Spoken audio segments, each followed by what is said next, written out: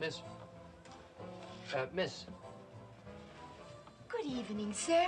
Welcome to Gallagher's Golden Pheasant Room. Check your hat, sir. Yeah, try it again, a little bit more from the chest. Oh, you think so? My vocal teacher says it's all diaphragm. All diaphragm? I'd say there's quite a lot else there.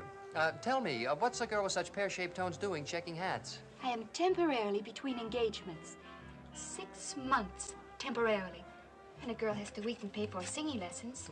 Oh, you're a singer. I could have sworn you were a dramatic actress. You think that's impossible? No. I can just see it now. You as Lady Macbeth? What a sleepwalking scene. Look, I wonder if some evening you'd mind... Skip it. I don't get private auditions. Number 35. How now, brown cow?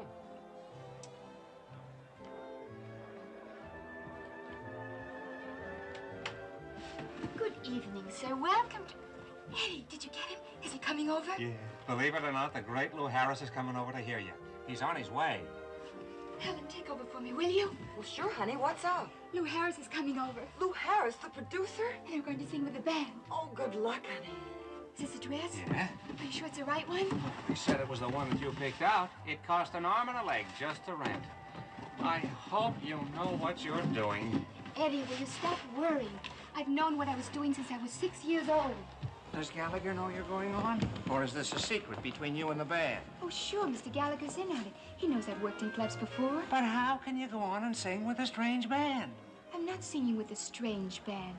I've rehearsed with them all afternoon, and they're very friendly. And listen, Eddie, the head waiter's name is Carlos. He has a very good table for you and Mr. Harris. And the drinks are on the house. Carlos is in on it, too. Of course. He's even going to make the waiter stop serving while I sing. And he's very friendly, too. I have been an agent for a good many years, but this is the first time a client has ever managed me. Oh, Eddie, and another thing, when you bring him back to see me, I want to show him that I'm an actress, too. I've been working on a scene from the cherry orchard. The cherry orchard. Vicky, let's save the acting as a surprise for him for later, much later. Right now, Mr. Harris wants a singer, a hot singer. What song are you singing? I'm singing, after you get what you want, you don't want it. Vicky, for the love of Mike, will you forget that elocution stuff? It's after you get what you want. After. Okay, Eddie, you run down and wait for Mr. Harris. I'll change. After. After.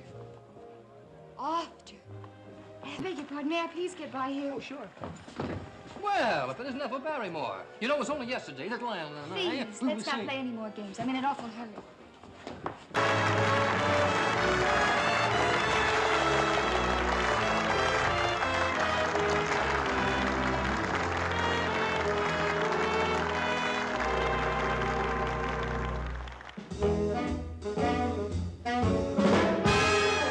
After you get what you want, you don't want it.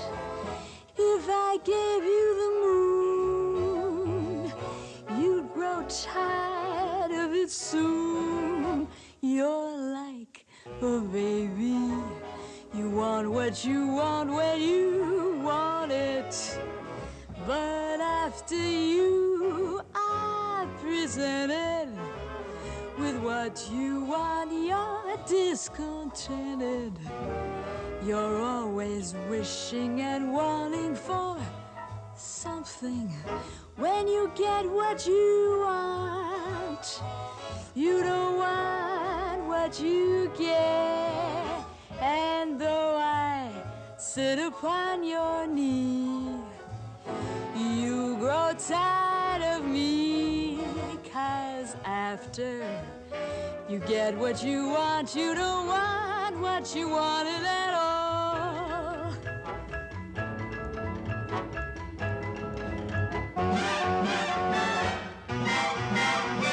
Changeable, you've got a changeable nature. Always changing your mind. There's a longing in your eye, hard to satisfy. And here's the reason why. 'Cause after you get what you want, you don't want it. If if I gave you the moon, you'd grow tired of it soon. You're like a baby. You want what you want when you want it. But after you are presented with what you want, you're discontented. You're always wishing and wanting for something. When you get what you want, you don't want what you get.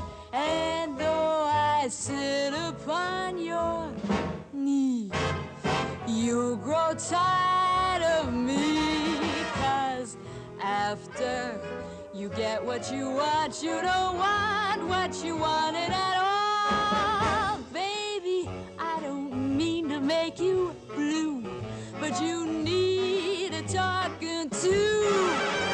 'Cause after you get what you want, you don't want what you wanted at all. I know you.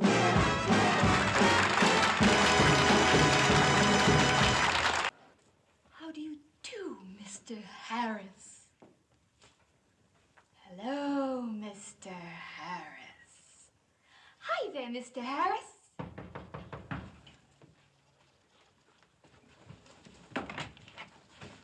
Hello. Oh, not again.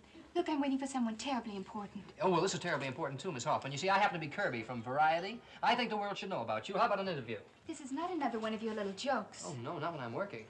The only thing is I'm expecting these people. Oh, well, that's all right. Why don't we start and see how far we get? Oh, excuse me. Tell me, have you had any previous experience? Doing what? Oh, well, I was thinking of your stage career, but I'd be interested in anything else you have to tell me. I see. Well, why don't I give you my telephone number? Why don't you? Yes, it's a very... No, I have a much better idea. I'll call you tomorrow at Variety and we can make a date. Oh, it's, well, tomorrow happens to be my day off. Oh, I was afraid of something like that. Excuse me, that must be my guest. Oh, hello. Vicky, this is Mr. Lou Harris. Charmed, I'm sure. I enjoyed your performance, Miss Hoffman. Did you? Did you really? Come in, please. This gentleman was just leaving. Tim Donahue, how are you, kid? I hear you and the family are knocking them dead over the Hippodrome. Oh, thank you, Mr. Harris. Thank you. One of the 5 Donahues? Oh, you do a great act. I didn't know you knew him.